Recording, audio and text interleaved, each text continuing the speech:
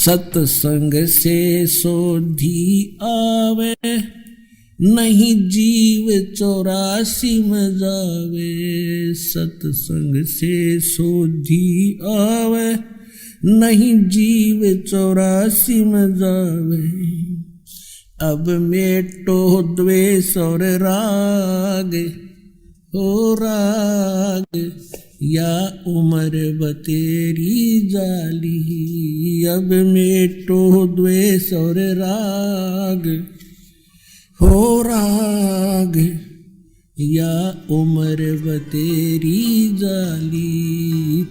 तो पुण्यात्मा जो प्रसंग चल रहा है कि जैसे हैंडपंप लगाया, बोकी पहुंच गई, पाइप भी नीचे चलेगी, बोकी का काम हो गया पूरा।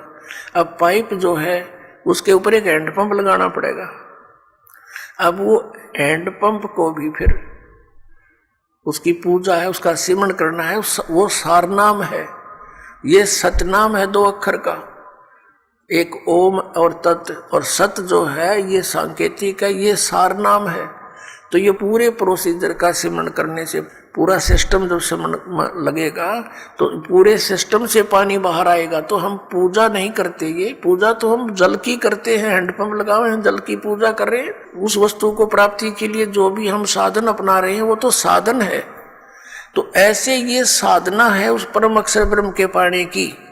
ओम तत्सत इति निर्देश ब्रह्मण है तिर्विधय समर्थ है, उस सच्चिदानंद घन ब्रह्म के सिमरण की, उसको प्राप्ति करने की ये 3 मंत्र का निर्देश है। तो अब गीता जी अध्याय नंबर 8 के श्लोक नंबर 7-5 के अंदर तो वो अपने विषय में कहता है मेरी भक्ति कर मुझे प्राप्त होगा, लेकिन जन्म मृत्यु तेरी भी रहेगी मेरी भी रहेगी।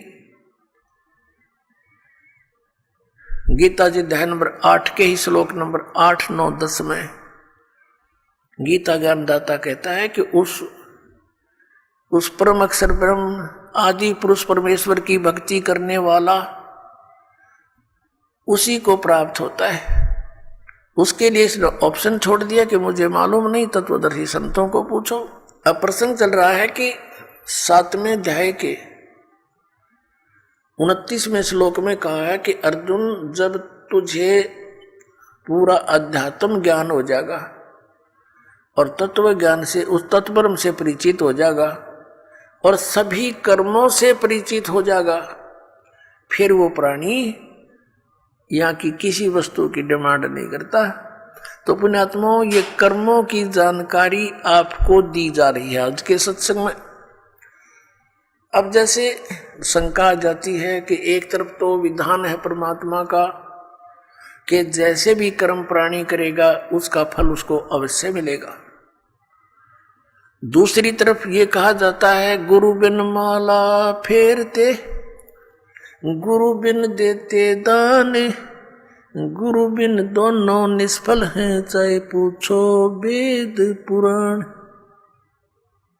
वे गुरु जी के बिना कोई दान पुण्य करते हैं वो व्यर्थ है, भक्ति भी करते हैं वो भी व्यर्थ है। दूसरी तरफ ये भी कहा गया भी जैसा कोई कर्म करेगा चाहे कैसा भी है वो भी उसको फल मिलेगा, बिल्कुल सत्य है।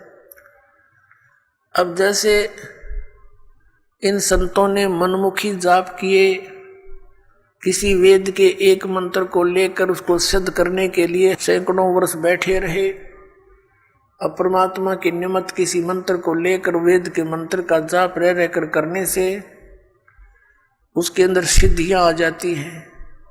सिंगल ओम नाम का जाप करने से भी सिद्धियां आ जाती हैं, क्योंकि कोई जड़ी है उसको एक अकेली जड़ी के खाने से कुछ अन्य लाभ है और उस जड़ी को अन्य जड़ियों के साथ मिलाकर प्रयोग करने से वो कुछ और ही एक्स्ट्रा लाभ देता है। तो ऐसे इन मंत्रों को जानना आप, और फिर इनकी विधि के अंतर होता है। जैसे एक भक्त इसी बात से चला गया यहाँ से छोड़ करके, पहले तो आपने 7 मंत्रों के प्रथम मंत्र में भी वही मंत्र दे रखे हैं, सतनाम दिया, उसी को उल्ट सुलट करके ये दे दिया, ये क्या मंत्र हुए।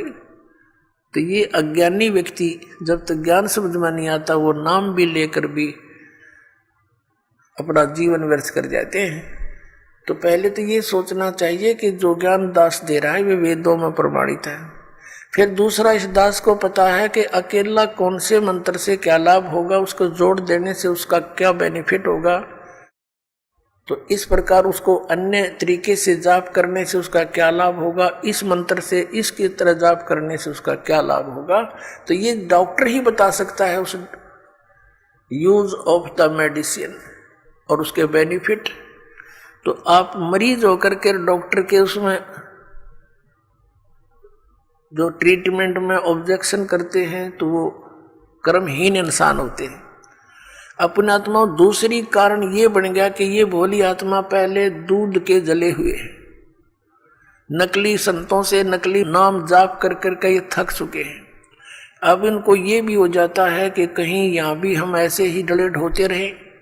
तो उसके लिए प्रार्थना करता है दास बार बार के उपदेश लेने से पहले आप जी पूर्ण रूप से अपनी शंकाओं का निवारण करवाएं और फिर दीक्षा लो। 10 दिन पीछे ले लो, महीना पीछे ले लो, इतने दिन बीत गए और 10 दिन सही, 1 महीने 2 महीने पीछे ले लो।